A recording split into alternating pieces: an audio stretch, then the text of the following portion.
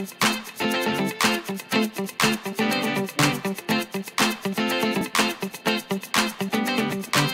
hi everybody, this is DearMamaSal, and I'm about to do another halogen experiment. This time I'm going to do some pierogies. Now, I've managed to find some bacon, cheddar cheese and potato pierogies, and the first thing I've done is put them in a glass dish because I'm going to just spray them with oil before I start to cook them. So I took some Pam and I just quickly sprayed them, and now I'm going to put them into the halogen at about 350.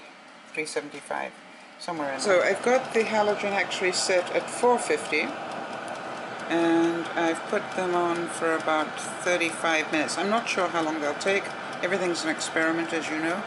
I'll do them for about 15 minutes on one side, and then I'll turn them over and see what happens. And so again, I've put a second layer on just so that I can see how well it cooks versus the bottom layer. So you will see that the top layer is fairly close to the halogen light, so it should brown pretty quickly. Okay, I'll be back in a little bit. Now, I'm not sure what they call the halogen oven where you live, because in different countries they call it different things, but one of the ways that they describe it is that it is a fat-free fryer.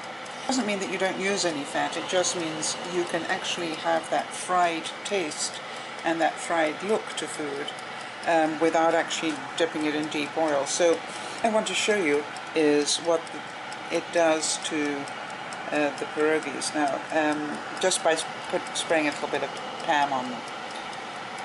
And so the name is in a way very valid because you don't have to deep fry stuff. And what surprised me when I did fries, for example, was the fries really tasted like real fries that had been deep fried.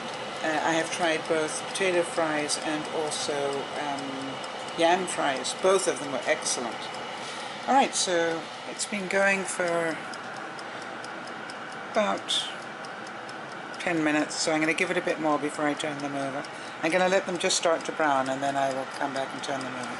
Well, very soon after that last little chat that we had, I noticed that some of these pockets are beginning to split open. So that tells me that probably the 450 temperature is a bit too high for them. So I'm going to dial this back now to about 350 and see if they can just continue to cook quietly. Let's have a try at that. So I'm going to put the lid back on. I've dialed it back. And let's see how they do. Well, it took less time than I thought, and I presume that they're done because I got these worms coming out, and they're cheese worms. So it must be pretty hot inside if it's pushing the cheese out like that. So I've put some sour cream in the center, and now the whole question is, what do they taste like?